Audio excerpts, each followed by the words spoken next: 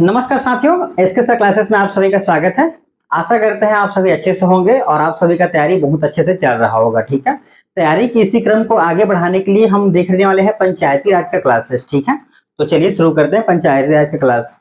ठीक है, पिछले क्लास में हमने देखा था भारतीय संविधान है ना, भारतीय संविधान की 5वीं अनुसूची। ठीक है, 5वीं अनुसूची में हमने देखा कि जो 5वीं अनुसूची है वो अनुसूचित क्षेत्रों और अनुसूचित जनजातियों के कल्याण के लिए या उनके विषय में जो योजनाएं बनाने हैं उनका संरक्षण करने के लिए 5वीं अनुसूची लाया गया था। ठीक है, या उनका प्रावधान है। ठीक है, तो आज हम देखेंगे इकाई 6 हमारा रहेगा पंचायतों का गठन। ठीक है, 243 बी और पंचायतों की संरचना। ठीक है, 243 सी। ठीक है, पंचायत हमने सबसे पहले देखा, स्टार्टिंग में देखा पंचायत। ठीक है, सबसे पहले पंचायत देखा। पंचायत में पद देखे, पंच सरपंच क्या होते हैं, सचिव किस प्रकार से होते हैं, ठीक है, उप सरपंच किस प्रकार से कार्य करता है। अब हम देखने वाले हैं पंचायती राज 243 अनुच्छेद 243 के अंतर्गत बी। ठीक है, ए वाला पार्ट हमारा पूरा कंप्लीट हो गया। आज हम देखने वाले हैं पंचायत का गठन अनुच्छेद 243 बी और पंचायत की संरचना 243 सी। ठीक है, तो पंचायत, ठीक है, सबसे पहले देखते हैं कि पंचायत का गठन कौन करता है, पंचायत का गठन किस प्रकार होता है। ठीक है, तो किसी भी क्षेत्र को ग्राम पंचायत को गठित करने की, ठीक है, की अधिसूचना कौन जारी करता है, राज्यपाल जारी करता है या राज्यपाल के द्वारा जारी किया जाता है। प्रत्येक ग्राम पंचायत निर्वाचित पंचों और सरपंचों से मिलकर बनेगा। अब यहाँ पर बोल रहे कि ग्राम पंचायत, ठीक है, प्रत्येक जो ग्राम पंचायत होगा वो निर्वाचित पंच और वो सरपंच से मिलकर बनेगा। ठीक है, अब यहाँ पर हम देखते हैं कि पंच का जो चुनाव वो किस प्रकार से प्रत्यक्ष रूप से जनता के द्वारा किया जाता है। साथ ही सरपंच का जो चुनाव है वो उस निर्वाचन क्षेत्र के जितने भी मतदाता हैं उनके द्वारा प्रत्यक्ष रूप से सरपंच का चुनाव किया जाता है। अब उसके बाद बात करते हैं उप सरपंच, है ना। उप सरपंच, तो जितने भी पंच हैं उन अपने में से ही किसी को एक उप सरपंच बनाते हैं। ठीक है, अप्रत्यक्ष रूप से इनका चुनाव होता है और ये जो है उप सरपंच चुन लिया जाता है। ठीक है, तो ये हो जाएगा सबसे पहले प्रमुख। अगर हम देखें तो सरपंच अगर अनुपस्थित है तो यहाँ से उप सरपंच अध्यक्षता करेंगे। ठीक है, और उप सरपंच का जो निर्वाचन है वो पंचों के द्वारा अप्रत्यक्ष रूप से अपने में से किसी एक को चुनकर बनाया जाता है। ठीक है, प्रत्येक ग्राम पंचायत गठित होना अनिवार्य नहीं है। ठीक है, यहाँ तक जिस ग्राम पंचायत में निर्वाचन पश्चात निःशक्त व्यक्ति का प्रतिनिधित्व नहीं है।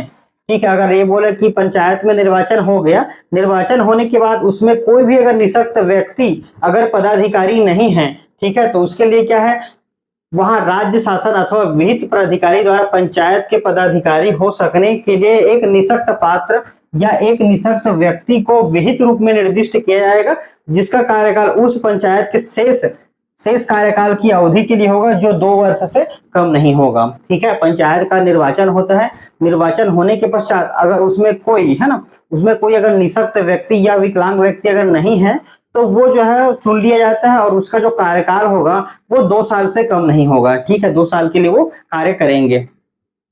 अब हम यहाँ पर देखते हैं कि प्रत्येक ग्राम पंचायत, ठीक है, तो ग्राम पंचायत अगर है तो उस ग्राम पंचायत में न्यूनतम अगर हम देखें वार्ड की संख्या या वार्ड अगर है तो प्रत्येक वार्ड के लिए प्रत्येक पंच होगा, तो वो न्यूनतम संख्या कम से कम 10 होगी और अधिकतम जो संख्या है वो 20 होगी। ठीक है, तो कम से कम 10 वार्ड होना चाहिए या 10 पंच होने चाहिए। ठीक है, अगर 10 वार्ड है तो 10 पंच होंगे और मैक्सिमम जो है वो 20 पंच हो सकते हैं। ठीक है, ग्राम पंचायत में वार्डों का निर्धारण कलेक्टर द्वारा किया जाएगा।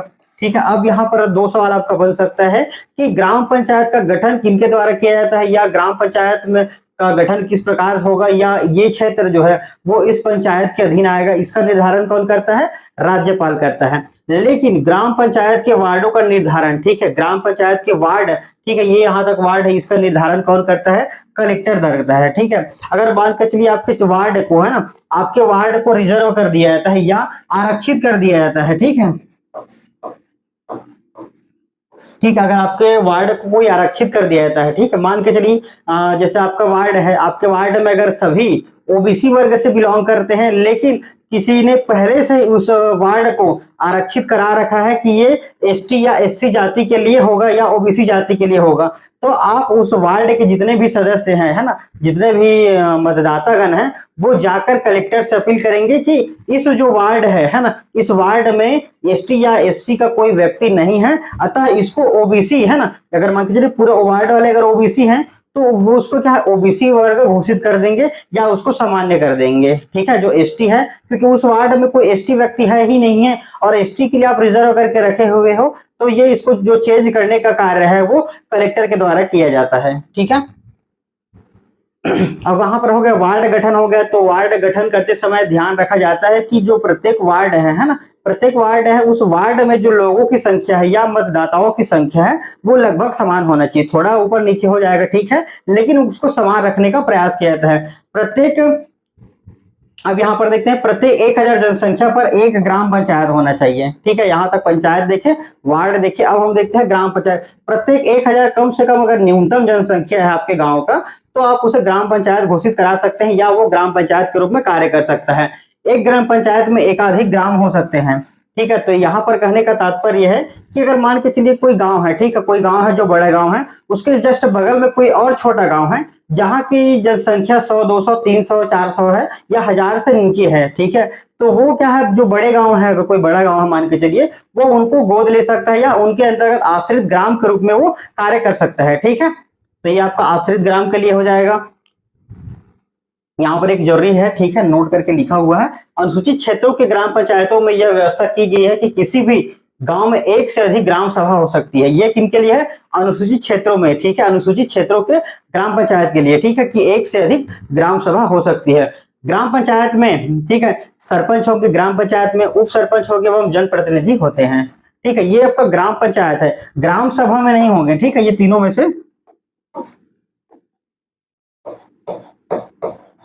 ग्राम सभा में तीनों नहीं होंगे, तीनों नहीं।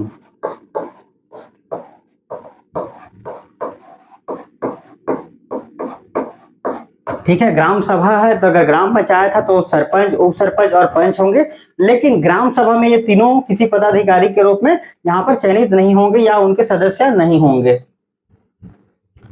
अब हम देखते हैं ग्राम पंचायत के तरह है ना, ग्राम पंचायत हमने स्टार्टिंग में ही लिखा हुआ था। ये ग्राम पंचायत का गठन, तो पंचायत का गठन होगा तो पंचायत में कौन कौन होंगे? सरपंच होंगे, उप सरपंच होंगे, है ना, और आपका पंच होंगे, ठीक है, तो ये सारे हैं। तो इसके बाद हम देखते हैं एक एक जो पद, ठीक है, सबसे पहले देख लेते हैं सरपंच, ठीक है। तो जो सरपंच होता है वो गांव का प्रमुख होता है, ठीक है, गांव का प्रमुख होता है या उस पंचायत का प्रमुख या अध्यक्ष होता है। अब सरपंच का जो निर्वाचन है या सरपंच का जो चुनाव है वो किस प्रकार से होता है कि उस ग्राम के जितने भी मतदाता गण हैं, है ना, उन सारे मिलकर प्रत्यक्ष रूप से चुनाव करके सरपंच का सिलेक्शन करते हैं या सरपंच का चयन करते हैं, ठीक है। जो अधिक, जैसे बहुत सारे लोग हैं जो उस पद के लिए नाम अपना नामांकित करते हैं, पद के लिए खड़े होते हैं, फिर जिनको ज्यादा वोट मिलता है वो सरपंच के रूप में कार्य करता है। और इनका जो चुनाव है वो प्रत्यक्ष तरीके से होता है। कार्यकाल की अगर हम बात करें तो 5 साल के लिए कार्यकाल होगा, ठीक है, प्रत्यक्ष रूप से। स्थिति क्या होता है? सर्वोच्च पद होता है कहाँ का? ग्राम पंचायत का, ना कि ग्राम सभा का नहीं होगा, ठीक है,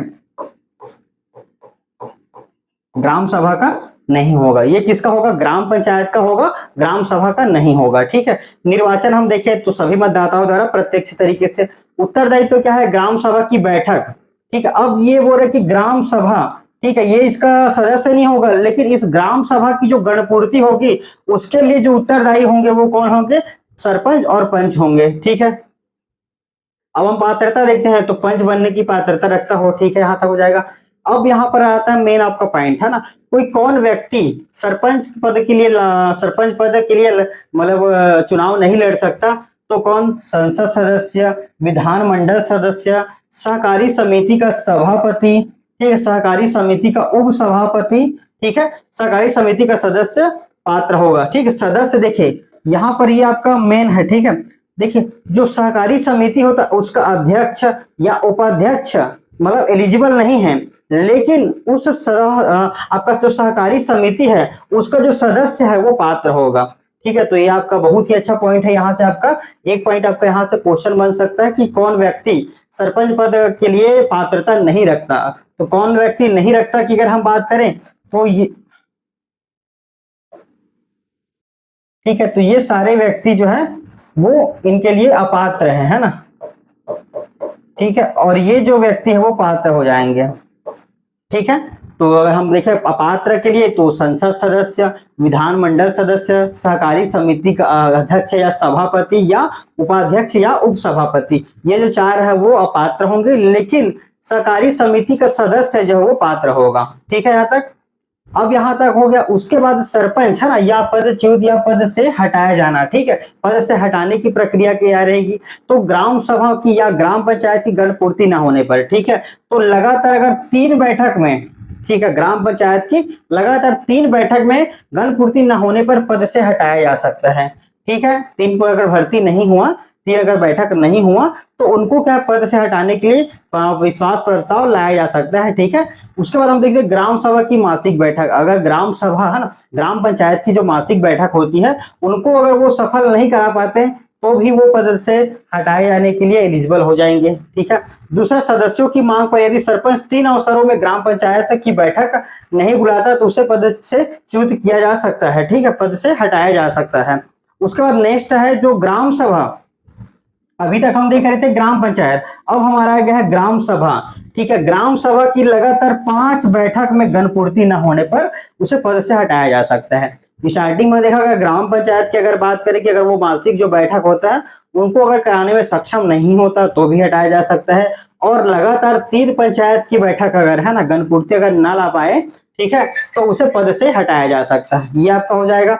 फिर हम देखते हैं इसी ग्राम सभा, उसका हमने ग्राम पंचायत देखा, लेकिन जो ग्राम सभा होता है उसका ना वो अध्यक्ष होता है ना उपाध्यक्ष होता है। लेकिन इस जो ग्राम सभा है, तो ग्राम सभा का अगर कोई बैठक हो रहा है तो उस बैठक में लोगों को लाने के लिए, है ना, लोगों को इकट्ठा करने के लिए कौन जिम्मेदार होता है? पंच और सरपंच। ठीक है, तो अगर वो ग्राम सभा की अगर लगातार 5 बैठक अगर असफल हो जाता है या बैठक नहीं बुला पाते हैं तो भी क्या उनको पद से हटाया जा सकता है। ठीक है, नेक्स्ट है अविश्वास प्रस्ताव हो जाएगा। सरपंच को अविश्वास प्रस्ताव से हटाया जा सकता है। सरपंच के विरुद्ध अविश्वास प्रस्ताव पारित होने पर सरपंच को कलेक्टर के समक्ष, ठीक है, वैधता को चुनौती दे सकता है। ठीक है, कलेक्टर के समक्ष उसका शिकायत किया जा सकता है। प्रत्यावर्तन द्वारा हो जाएगा। सरपंच को प्रत्यावर्तित किया जा सकता है। सरपंच उक्त प्रत्यावर्तन के विरुद्ध कलेक्टर के समक्ष याचिका पेश करता है। ठीक है, कलेक्टर के द्वारा इसको हटाया जा सकता है, या अगर ये अपनी कोई बात अगर रखना चाहते हैं, है ना, या सफाई देना चाह रहे हैं तो वो कलेक्टर के समक्ष जो है वो अपनी बातों को रखेंगे। आकस्मिक रिक्ति, ठीक है, आकस्मिक रिक्ति के अंतर्गत हो जाएगा। फिर हम देखते हैं स्थानापन्न सरपंच। ठीक है, स्थानापन्न सरपंच, ठीक है, यदि सरपंच चुनाव लंबित ही तो प्रथम सम्मेलन में निर्वाचित पंच अपने में से ही किसी एक पंच का सरपंच का निर्वाचन अप्रत्यक्ष रूप से धारा 13 के तहत करेंगे। ठीक है, स्थानापन्न सरपंच या उस सरपंच के स्थान पर किसी और को सरपंच बनाया जाता है, ये उसके लिए रहेगा। ठीक है, तो पंच अपने में से ही किसी को एक सरपंच बनाएंगे। यदि सरपंच अपने पद से त्याग पत्र देवे तो स्थानापन्न सरपंच का निर्वाचन पंचों द्वारा किया जाएगा। ठीक है, अगर मान के चलिए सरपंच अपने से ही अपने पद का त्याग कर देता है या अपना वहां से रिजाइन दे देता है, तो क्या है, जो पंच होंगे वो अपने में से ही किसी एक को क्या है सरपंच के रूप में नामित कर सकते हैं या सरपंच के रूप में निर्वाचन कर सकते हैं। ठीक है, कौन कर सकते हैं? पंच मिलकर कर सकते हैं। अब हम देखते हैं स्थानापन्न सरपंच, ठीक है, और बहिर्गामी सरपंच। ठीक है, तो 2 शब्द यहाँ पर उपयोग किए गए हैं, स्थानापन्न सरपंच और बहिर्गामी। ठीक है, सरपंच का पद मृत्यु या त्याग होने पर पंचायत सदस्यों पंचों द्वारा अपने में से ही चुनते हैं, जिसे स्थानापन्न सरपंच कहते हैं। अब यहाँ पर अगर सपोज कोई व्यक्ति सरपंच के पद पर है ना, सरपंच के पद पर है, उस पद पर रहते रहते, है ना, उनकी अगर मृत्यु हो जाती है या वो अपना पद त्याग देते हैं तो जो पंच रहेंगे, ठीक है, वो अपने में से ही किसी को सरपंच बनाएंगे, और वो कौन सरपंच कहलाएगा? स्थानापन्न सरपंच कहलाएगा। ठीक है, स्थानापन्न सरपंच कहलाएगा। ठीक है, यहाँ तक कोई डाउट नहीं है। देखिए, मान के चलिए अगर कोई व्यक्ति है जो अभी वर्तमान में अगर सरपंच है ना, सरपंची से उसके कार्यकाल के दौरान अगर उनकी मृत्यु हो जाती है या वो पद का त्याग कर देते हैं, ठीक है, तो जो पंच हैं वो अपने में से ही चुनाव करके किसी एक को सरपंच बनाएंगे, और वो जो सरपंच बनेगा वो क्या कहलाएगा? स्थानापन्न सरपंच कहलाएगा। ठीक है, अब हम देखते हैं दूसरा बहिर्गामी सरपंच। ठीक है, बहिर्गामी सरपंच वह सरपंच होता है जो पूर्व में सरपंच के पद पर था परंतु वर्तमान में नहीं है, जिसे हम कहते हैं पूर्व सरपंच, है ना। तो ये बहिर्गामी है या पूर्व है, तो जो पिछले साल जो सरपंच था वो बहिर्गामी सरपंच कहलाएगा या पूर्व सरपंच। ठीक है, अब देखिए यहाँ पर अब सरपंच जैसे अगर मान के चलिए यहाँ पर किसी का अगर सरपंची कार्यकाल के दौरान अगर उनकी मृत्यु हो जाती है या वो पद का त्याग कर देते हैं, तो जो नया सरपंच बनेगा, ठीक है, वो उसी कास्ट का होगा। ठीक है, ध्यान रखिएगा कि वो उसी कास्ट से होगा। ठीक है, स्थानापन्न सरपंच उसी वर्ग से होगा जिस वर्ग से पूर्व सरपंच था। ठीक है, जो इस पद का त्याग कर दे या मृत्यु हो गया है। लेकिन जो नया सरपंच बनेगा, ठीक है, अगर मान के चलिए अगर वर्तमान में कोई अगर एससी है ना, वर्तमान में अगर कोई एससी सरपंच है, अगर वो पद से त्याग दे देते हैं या उनकी अगर मृत्यु हो जाती है, ठीक है, तो जो नया सरपंच चुनेंगे पंच अपने में से ही, तो वो उसी कास्ट से, जैसे कि अभी एससी का मान के चलिए अगर सरपंच अगर खत्म हो जाता है तो एससी से ही स्थानापन्न सरपंच बनाएंगे। अगर ओबीसी से हो जाता है तो ओबीसी वर्ग से ही पंचों में से बनाएंगे। अगर एसटी का अगर है ना, एसटी से अगर कोई सरपंच अगर खत्म हो जाता है या मृत्यु हो जाती है ना, या उनका पद से त्याग दे देते हैं वो, तो उसी वर्ग से ही जो नया सरपंच है वो बनाया जाएगा। ठीक है, बहिर्गामी सरपंच अपने कब्जे में से कोई कागज पत्र या संपत्ति नए निर्वाचन सरपंच को नहीं सौंपता है या सौंपने से इंकार करता है तो विविध प्राधिकारी द्वारा बहिर्गामी सरपंच के खिलाफ आवश्यक कार्रवाई की जाएगी। अगर मान के चलिए देखिए चुनाव अगर होता है, ठीक, चुनाव होने के बाद अगर मान के चलिए कोई व्यक्ति जो है नया सरपंच बन जाता है, तो जो वर्तमान जो सरपंच रहते हैं वो अगर किसी प्रकार की कागजात है ना, किसी प्रकार की जो कागजात है या सत्ता का स्थानांतरण अगर नहीं करते हैं तो उनके समक्ष क्या है, आवश्यक कार्रवाई की जाएगी। ठीक है, विहित प्राधिकारी द्वारा। ठीक है, अब यहाँ पर देखते हैं स्थानापन्न सरपंच का कार्यकाल अधिकतम 6 माह का हो सकता है। ठीक है, ये क्या है 6 माह। 6 माह क्यों? क्योंकि 6 माह के भीतर जो है वो फिर से चुनाव कराना अनिवार्य है। ठीक है, 6 महीने के भीतर जो उनका चुनाव कराना आवश्यक होता है। इसलिए जो स्थानापन्न सरपंच बनेंगे, जो पंच में से ही एक सरपंच बनेंगे, वो जो है उनका कार्यकाल 6 माह का ही होगा। ठीक है, अब वह दोषी पाए जाने की तारीख से 6 वर्ष की कालावधि के लिए पंचायत का सदस्य या पदाधिकारी होने के लिए निहित होगा। ठीक है, तो ये उनको 6 वर्ष के लिए बाहर कर दिया जाएगा। ठीक, अगर ऐसा कोई कार्य करते हैं तो। अब हम देखते हैं कि उप सरपंच है ना, तो उप सरपंच क्या होता है कि जो पंच बन गया है तो पंच अपने में से ही किसी एक व्यक्ति को उप सरपंच के लिए चयन करते हैं। ठीक है, ये चयन हो जाएगा। तो चयन जो है, निर्वाचन जो अप्रत्यक्ष तरीके से होता है।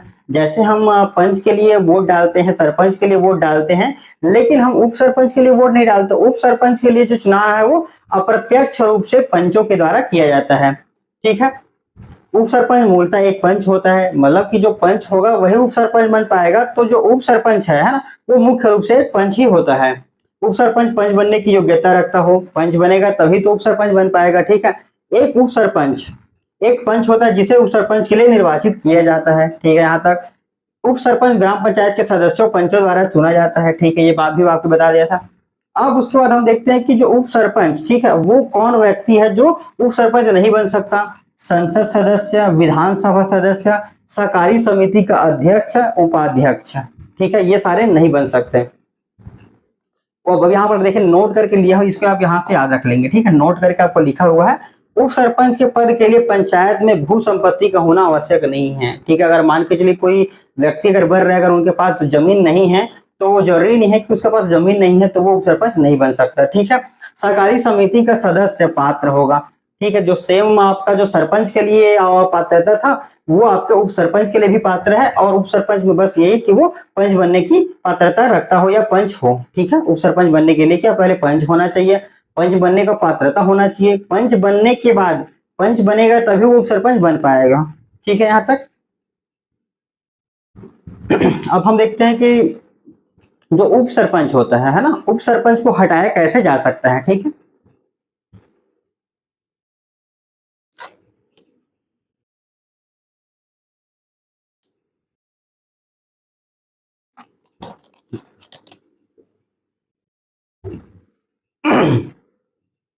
अब हम देखते हैं कि उप सरपंच है। ठीक है, उप सरपंच को हटाया कैसा जा सकता है। सबसे पहले अविश्वास प्रस्ताव, दूसरा प्रत्यावर्तन, और उसके बाद कुछ विशेष जो पॉइंट है उनके माध्यम से उप सरपंच को पद से हटाया जा सकता है।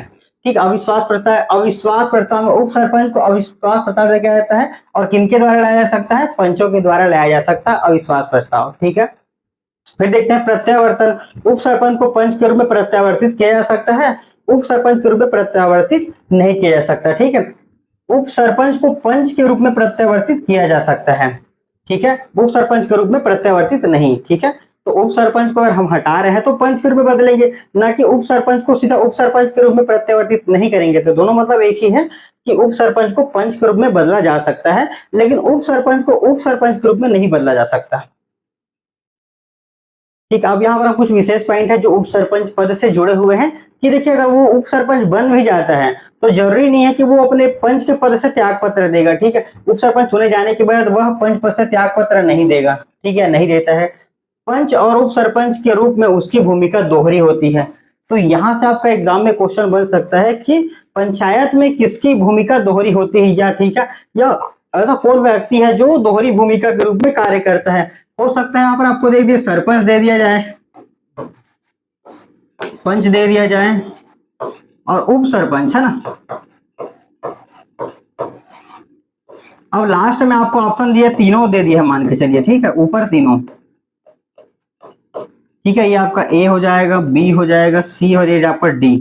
ठीक है, ये इस प्रकार से दे दिया जाएगा और आपको कहा जाएगा कि उपरोक्त में से कौन, ठीक है, उपरोक्त में से कौन जो है वो दोहरी भूमिका निभाता है, सरपंच, पंच, उप सरपंच, तीनों। ठीक है, तीनों आपको क्या है, आपको भटकाने के लिए, आपको कंफ्यूजन करने के लिए दिया जाएगा। तो ध्यान रखें कि जो उप सरपंच होता है वो एक उप सरपंच के रूप में कार्य करेगा, साथ ही वह एक पंच के रूप में भी कार्य करेगा। ठीक है,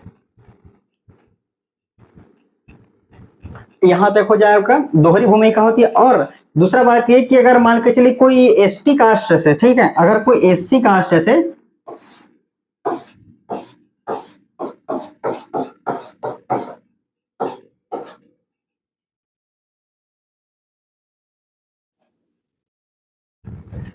ठीक है, अगर मान के चलिए कोई एसटी, एससी,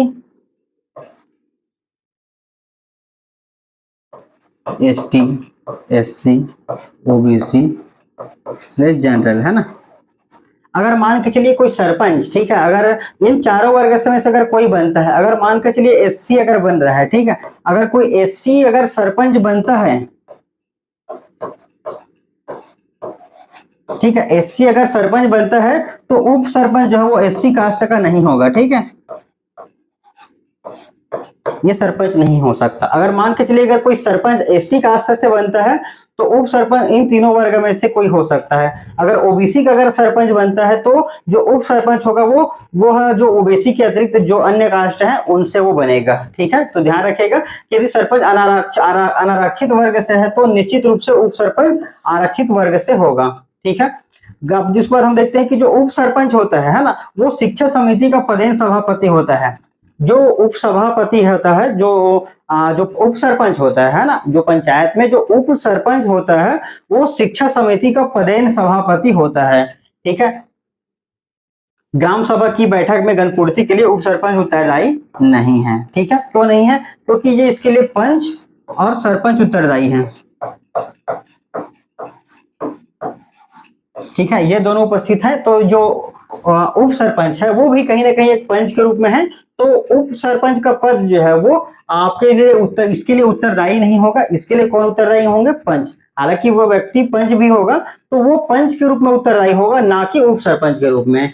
ठीक है, तो ये आपका यहाँ से हो सकता है एक क्वेश्चन यहाँ से और आपका बन जाए कि ग्राम सभा की बैठक में गणपूर्ति के लिए कौन उत्तरदायी नहीं है। ऑप्शन वहां पर आपको दिया जाएगा सरपंच, सचिव, पंच, उप सरपंच। ठीक है, तो याद रखिएगा कि उप सरपंच जो है वो इसके लिए वो उत्तरदायी नहीं होंगे। और दोहरी अगर हम देखें, दोहरी कार्य के रूप में दोहरा कार्य कौन करता है? उप सरपंच करता है। ठीक है,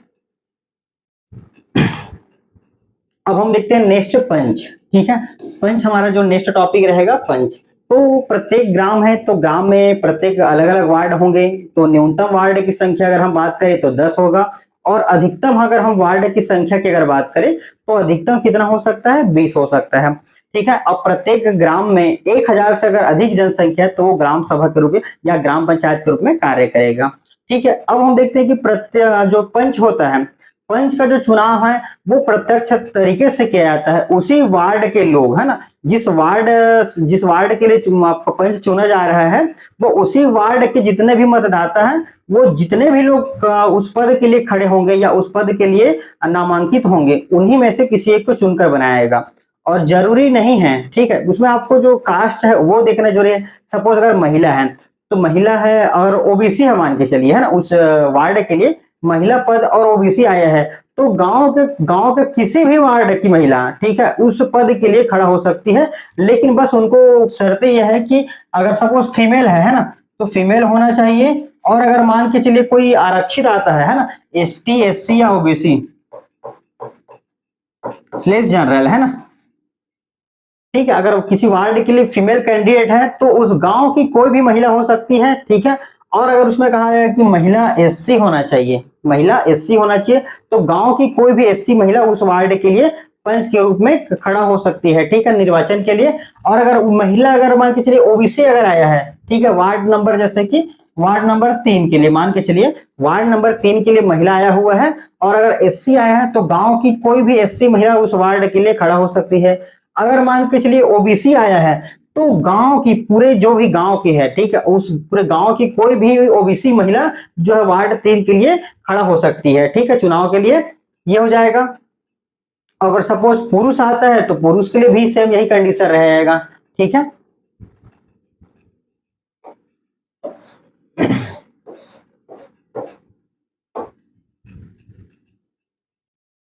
पंचों के चुनाव में बराबर मत आने पर, ठीक है, अगर सपोज पंचों का अगर चुनाव हुआ, अगर मान के चलिए कोई दो प्रत्याशी हैं, ठीक है, दो प्रत्याशी हैं, और दोनों का अगर इक्वल अगर वोट आ जाते हैं, तो विहित प्राधिकारी द्वारा लाट द्वारा, ठीक है, एक लॉट या चिट्ठी निकाल कर किया जाएगा, या टॉस के माध्यम से उनका जो है वो विजयी घोषित किया जाएगा, ठीक है। सपोज दो व्यक्ति है, दो व्यक्ति का दोनों का समान मत आ गया, मत आने के बाद उनको एक चिट्ठी या लाट के माध्यम से निकाला जाएगा, या टॉस के माध्यम से उनका विजयी का जो है चयन किया जाएगा, ठीक है। उत्तरदायित्व की अगर हम बात करें, तो ये जो पंच होता है वो पंच किसके लिए उत्तरदायी होंगे?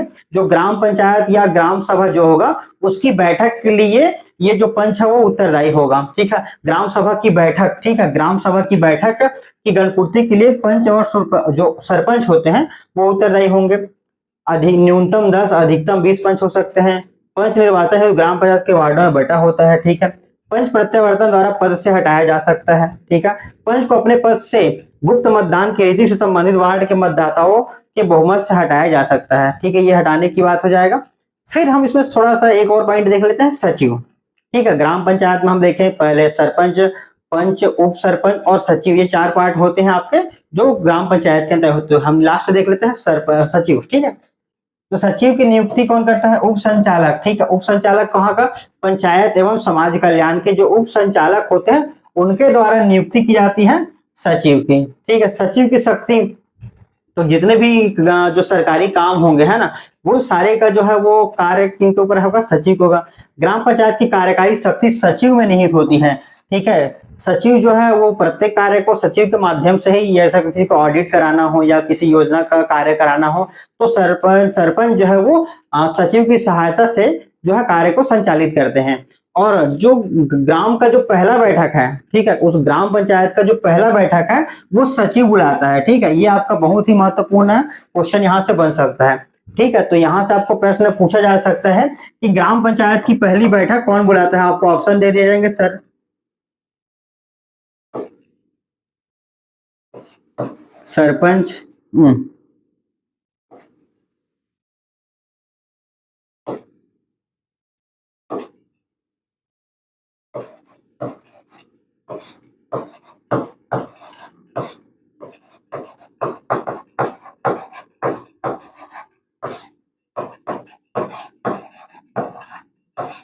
ठीक है। अब यहाँ पर आपको ध्यान देना है कि ग्राम पंचायत है, ठीक है, तो सबसे जो पहला बैठक है वो किनके द्वारा बुलाया जाता है? सचिव के द्वारा। सचिव सबको बुलाएंगे, बुलाने के बाद जो सरपंच होगा, तो सरपंच का जो है वो सरपंच का जो पद देने का है, ठीक है, या जो शपथ ग्रहण है उनका कराएगा। शपथ ग्रहण होने के बाद, ठीक है, सरपंच यहाँ पर एक्टिव हो जाएंगे कार्यकारी के रूप में, ठीक है, कार्यकारी के रूप में। उसके बाद बाकी जो बैठक है वो सरपंच के द्वारा बुलाया जाएगा, ठीक है। और पंच किसके लिए उत्तरदायी होंगे? ग्राम सभा की बैठक, ठीक है। ग्राम सभा की बैठक के लिए पंच और सरपंच दोनों उत्तरदायी होंगे, उप सरपंच नहीं होगा और ना ही सचिव होगा, ठीक है। और उप सरपंच की अगर हम बात करें तो उप सरपंच क्या है? दोहरी भूमिका निभाता है, ठीक है। उप सरपंच जो है वो दोहरी भूमिका नहीं, कैसे कैसे? एक पंच के रूप में और दूसरा उप सरपंच के रूप में, ठीक है। फिर सचिव यहां से हो जाएगा। कार्यरेखा ग्राम पंचायत के अभिलेखों को बनाने की जिम्मेदारी सचिव की होती है। ग्राम पंचायत के मासिक बैठक की आय व्यय की जानकारी जो है प्रस्तुत करता है। ठीक है, तो जितने भी लेखा जोखा वाले कार्य होंगे वो सचिव के द्वारा किए जाएंगे। ठीक है यहाँ तक। फिर हम यहाँ पर नेक्स्ट जो हमारा क्लास रहेगा, ठीक है, जनपद पंचायत। अभी हमने देखा ग्राम पंचायत देखा, ग्राम पंचायत के हमने देखा सरपंच के बारे में सबसे पहले देखा।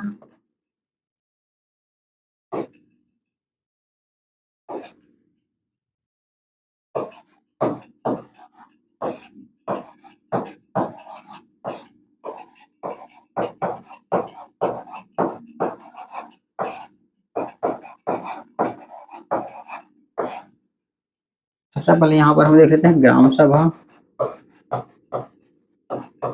ग्राम पंचायत है। ठीक है, ग्राम सभा के बारे में भी देख लिया, ग्राम पंचायत के बारे में भी देख लिया। ठीक है, ग्राम सभा की अगर हम बात करें तो इनमें से कोई भी जो वो सदस्य नहीं होगा और ग्राम पंचायत का ये सारे सदस्य होंगे। ठीक है, सरपंच का हमने देखा चुनाव। ठीक है, सरपंच का चुनाव देखा, तो सरपंच का कार्यकाल देखा। सरपंच का कार्यकाल अधिकतम 5 वर्ष की अवधि तक होता है। अगर इसके चुनाव की बात करें तो प्रत्यक्ष तरीके से उस ग्राम के मतदाता के माध्यम से किया जाता है। ठीक है, और पंच का भी चुनाव है उस गांव के जितने भी मतदाता या उस वार्ड के, है ना, पंच के लिए देखें तो किसी वार्ड के प्रमुख है ये, तो पंच का जो चुनाव है उस वार्ड के व्यक्तियों के द्वारा किया जा सकता है। ठीक है, इनका भी कार्यकाल 5 वर्ष की अवधि होता है। ठीक है, उसके बाद हमने देखा कि सरपंच बनने या पंच बनने के लिए पात्रता क्या है। सरपंच पंच बनने का पात्रता रखता हो पंच उस ग्राम का मतदाता होना चाहिए। ठीक है, ये हो जाएगा। अब इनके अपात्र होने के लिए तो क्या है कि संसद सदस्य नहीं होना चाहिए, विधानसभा सदस्य नहीं होना चाहिए, सहकारी समिति का अध्यक्ष या उपाध्यक्ष नहीं होना चाहिए।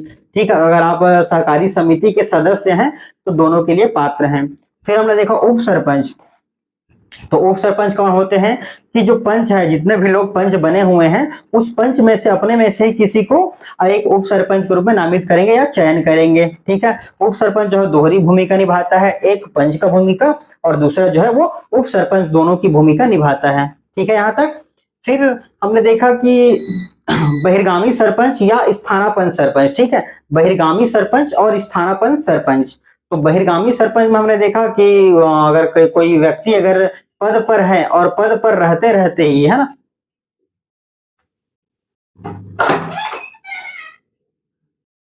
कि कोई व्यक्ति अगर, है ना, कोई व्यक्ति सरपंच है और पद पर रहते रहते ही अगर उनकी मृत्यु हो जाती है तो पंच अपने में से ही किसी एक व्यक्ति को सरपंच बनाता है। ठीक है, और उसका कार्यकाल 6 साल का होता है। फिर हमने देखा बहिर्गामी सरपंच, ठीक है, या पूर्व सरपंच। ठीक है, ये सारे पॉइंट्स हमने देखा।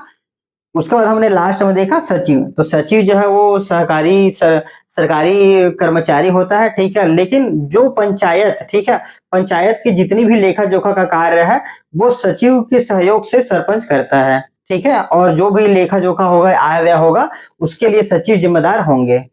ठीक है, तो आज का हमारा पूरा क्लास आपका 243 है ना, पंचायती राज की धारा 243 बी और सी।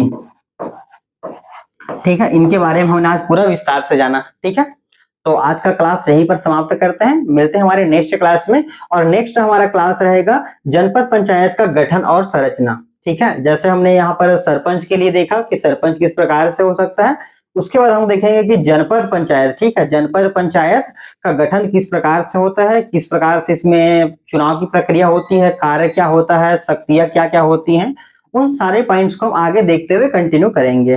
ठीक है, आशा करते हैं आपको यहाँ तक पूरा समझ में आया हो।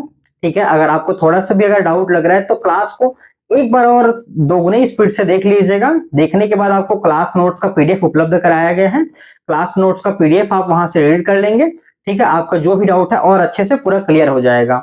और इस पॉइंट से या इस टॉपिक से जितने भी क्वेश्चन बन सकते थे सारे आपको बताने का प्रयास किया गया है, बहुत ही आसान तरीके से समझाने का प्रयास किया गया है। ठीक है, तो चलिए आज का क्लास यहीं पर समाप्त करते हैं। मिलते हैं हमारे नेक्स्ट क्लास में। ठीक है।